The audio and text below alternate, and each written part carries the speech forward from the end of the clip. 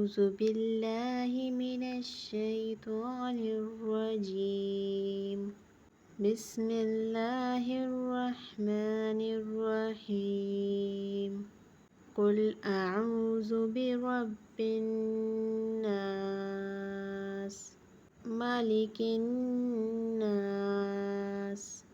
إله الناس من شر الوسواس الخناس الذي يوسوس في صدور الناس من الجنة والناس أعوذ بالله من الشيطان الرجيم بسم الله الرحمن الرحيم قل أعوذ برب الفلق من شر ما خلق ومن شر غاسق إذا وقب ومن شر النفاثات في العقد ومن شر حاسد إذا حسد۔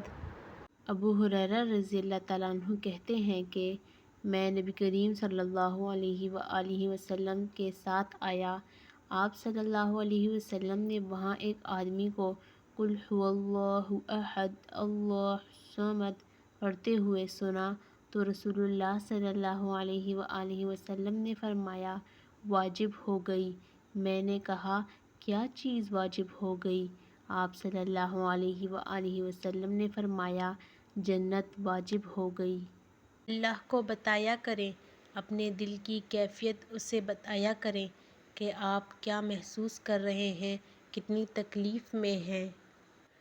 آپ یقین کریں وہ بہت پیار سے سنے گا۔ اس کے سامنے رو لینے سے ہی آپ کے دل میں سکون اترے گا۔ بے شک وہ دلوں کا ہمراز ہے۔